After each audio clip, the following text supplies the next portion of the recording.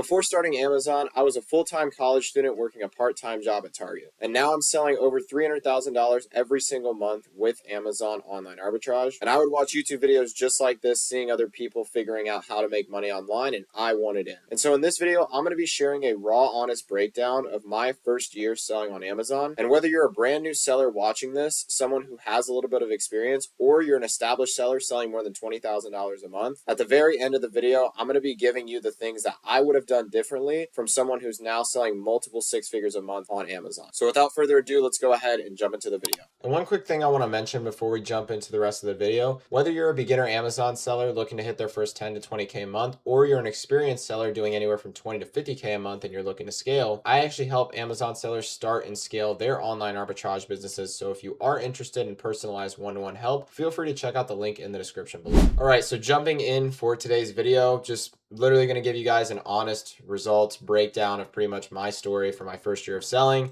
to now being able to sell multiple six figures a month with only doing online arbitrage, no wholesale, no other business models. So let's go ahead and jump right in. So we're going to break this down kind of in quarters to show you guys throughout, my first quarter, second quarter, third quarter, and fourth quarter, how my progress went. And so my first 0 to 3 months, my first quarter of selling on Amazon, this was really just a learning curve experience for me. So we'll get into the screenshots and stuff like that in a second, but I was always posting my journey on Twitter pretty much from day one, being very transparent about where I am in my business, where I want to go. And I was able to resonate with a lot of people because of that. And that was really beneficial for me early on to get into sort of different groups and talk to different people who are actually doing this stuff. Because if you're doing this all by yourself, especially as somebody who's new, you're probably going to know 1 in a million people who are actually trying to scale and do the same thing that you're doing, especially in the business world, just because it's a very small subset of people who are doing stuff like this and trying to make money online. And so I was really just a sponge, being around the right environment, always taking action, and just ultimately always sharing my journey, even if it felt embarrassing to post stuff online, knowing that my friends and family might be able to see it. I was never ashamed, and I was just transparent. I was always honest, and I still try to be like that till this day, of course. And so going into a little bit of what the first 3 months kind of looked like, my first month I sold about $1,100 worth of product, really small starting out, just a couple $100 in profit. The net profit was really negative on this because I had just invested in my first coaching program and stuff like that at the time. And so,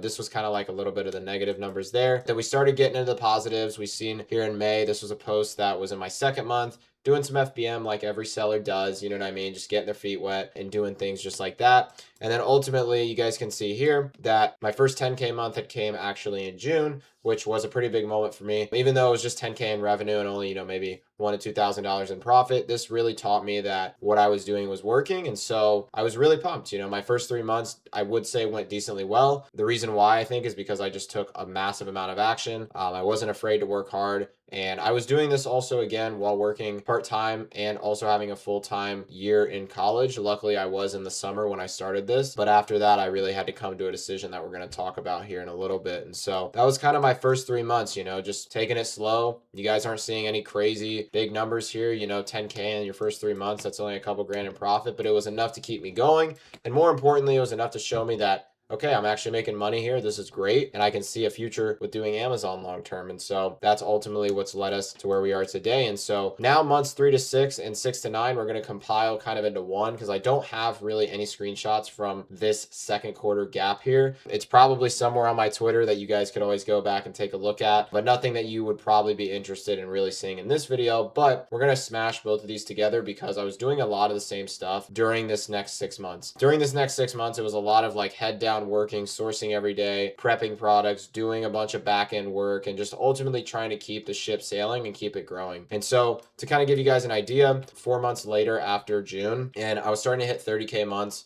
very consistently. This was pretty much what I was doing for about 3 to 6 months. And you guys might think, if you're watching this, like, wow, that's really impressive. That's a long time. We're going to talk about what actually bottlenecked me for so long and how you as maybe a more experienced seller could actually go out and avoid the same mistakes I did. And then I'm also going to be sharing at the end of the video too, if you're a new seller, how I would recommend getting the ball rolling as well today. But more so on this, time period that we're talking about right now, I started doing right around 15, 20K a month in July, and then same numbers in August. Actually, August was a really bad month for us. We only did about 10K. And then in September, we turned it back up and then did 30. And so this is where I was at for the most part.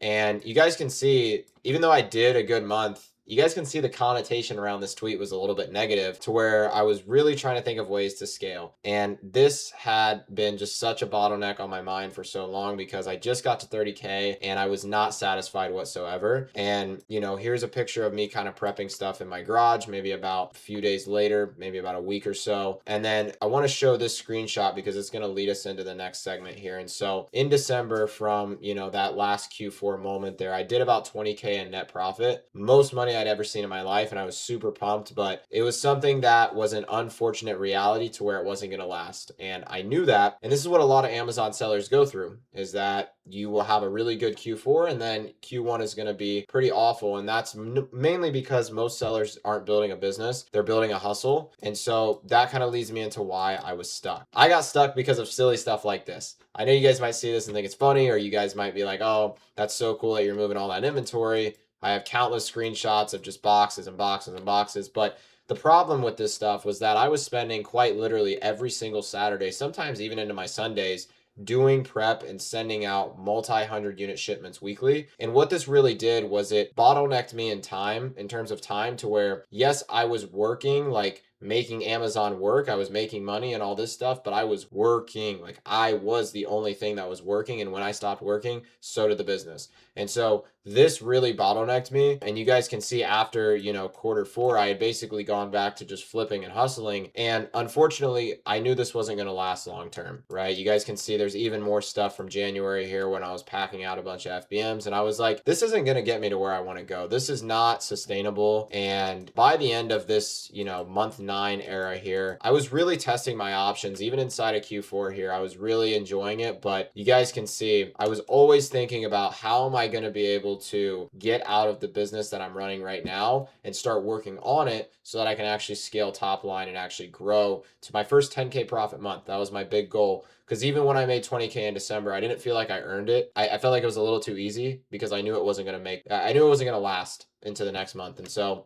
some of you guys might be feeling like that too in this video. And so I just want to be as transparent as I can. And so I was starting to look into prep centers. I was looking into, you know, admin virtual assistants, which it was still in process during December. Really wasn't too serious with the admin VA that I hired. I actually hired her as a sourcer, and we transitioned her to admin because I sucked at sourcing. And I was like, you're not very good at sourcing. And so let's just have you try and take off some of the back end stuff on my plate. And you guys can see, I mean, from pretty much September to February, my revenue was about the same. Besides that monstrous month that I had in Q4, I was doing 30K a month, pretty consistent, 20 to 30K a month, all the way till February. So whatever that time gap is, 4 to 6 months is how long I was doing that. And you guys can see, I was just constantly posting on Twitter, how can I get to more higher scale months? What do I got to do? What do I got to do? I had capital. I was not bottlenecked for capital. Everyone thinks they have a capital problem. Usually it's a skill set problem. And that's where I was stuck into. And inevitably, I was able to break my own curse because I actually started getting uncomfortable. I was actually like, okay, why am I so afraid to outsource to prep? Do I not trust them? Do I think it's going to ruin my margins? It was a little bit of everything. It was a bit of fear, but ultimately I took the leap. Ultimately, I got an admin VA.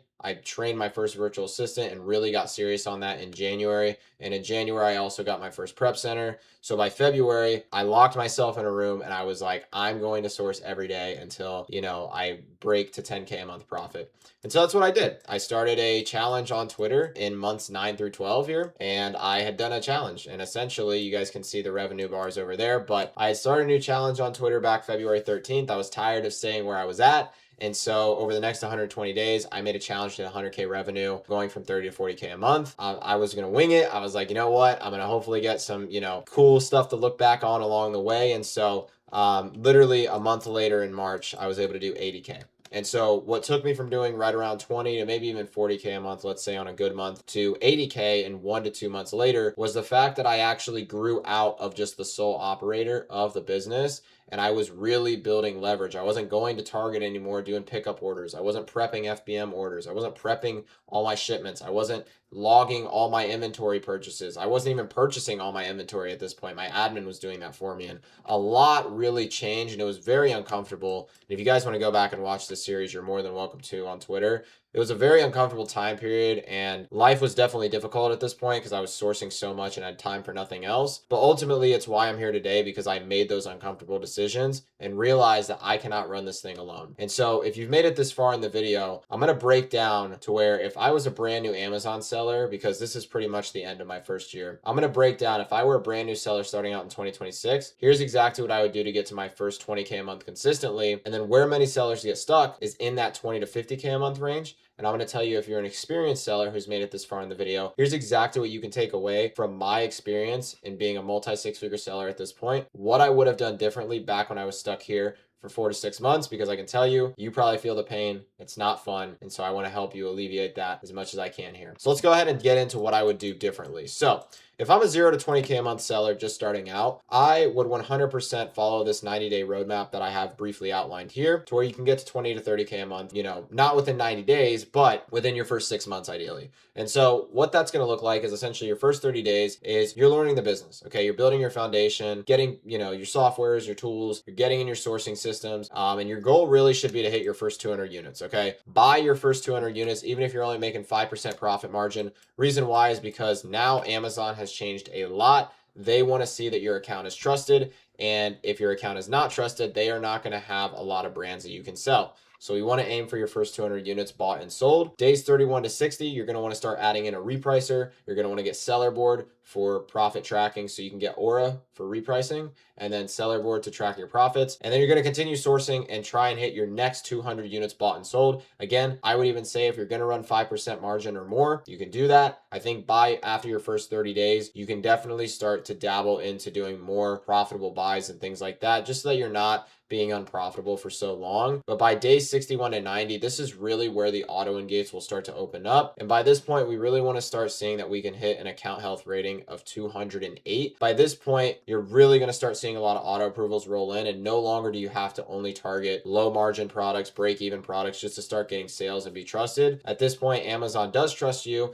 and now it's up to you to actually start growing this into a sustainable, profitable business. And so past 10K a month, ideally by your first, 90 to 120 days, you're able to get to 10K a month and start making, 13% net margins on average or so. Start making, a few $1,000s here and there. And then past 10K a month, you literally are just doubling down and getting better. And you're essentially layering in different parts of your sourcing strategy. So you might be starting out just storefront stalking, and then you might be going into doing brand sourcing. Great. Now you're going to want to start adding in the ability to track leads. I have countless videos on my channel going over how to source, how to track leads, how to do manual sourcing, just a bunch of good stuff that you guys can take a look at and consume, especially if you're somebody just getting started in 2026 here. And that's essentially what's going to get you to 20 to 30K a month, is doubling down once you've made it to 10K a month. Because once you're at 10K a month, it's the same skill set, just double it. So that's where you get to 20K a month. Now, once you become a 20K a month operator, the game changes completely, because now you're going to be really strapped for time. You're going to be busy all the time. You're going to be doing this stuff all the time. And if you're especially working a full-time job, or you're in school, or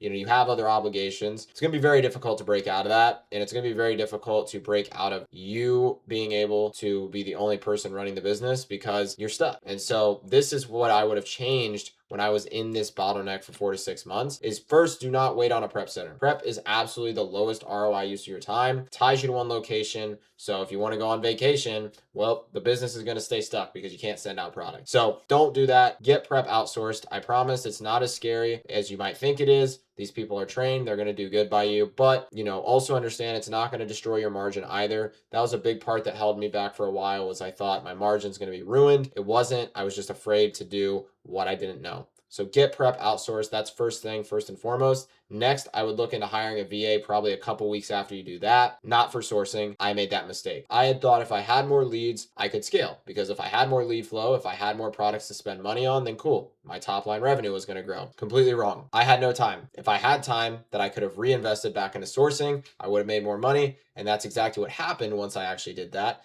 And that's why I broke out of that cycle and started hitting 80K a month, which was just a massive game changer for me mentally, to see that I was actually capable of doing that. And so you don't want to get buried in admin work. You want to get that off, hand it off to a VA, because it doesn't generate you revenue. And that's ultimately the position you want to get to at some point, is you are the driver of revenue, not everything else, not prep, not admin, not all this random stuff that happens in the business. You are focused on making money. That is how you actually win with long-term arbitrage. And then after you have an admin VA trained very well and you have a prep center in place, then you want to bring in a sourcing VA to help you compound and give you more lead flow, because by that point you've probably learned a lot, not only about just sourcing and how to actually find good products, but you've also learned about how to train a VA, because training a sourcing VA is significantly harder than training an admin VA, because a sourcing VA can waste a bunch of time, and if you're not able to audit their skill set and actually point them in the right direction and have them get you results, it's going to be very hard. So I recommend sourcing VA next. It's more complex, but it is ultimately something that can really help you scale down the line,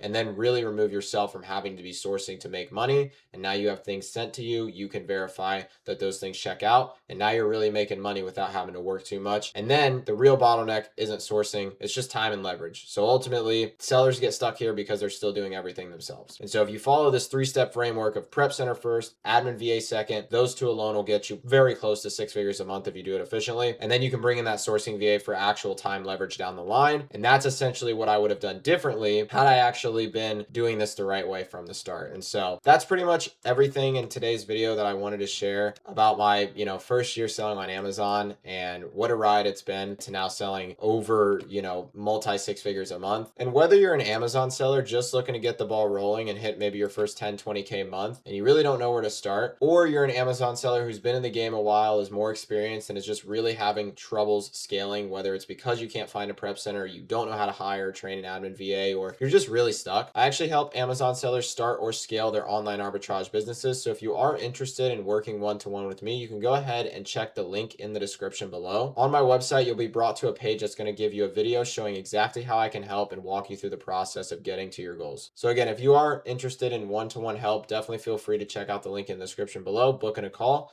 I'll see if I can help. All right, and with all that out of the way, that is going to be all for me in this one. So appreciate you guys watching for today's video. This was my first year selling on Amazon, and so really cool to look back at all this stuff. And so I'll catch you guys in the next episode. So until then, peace out.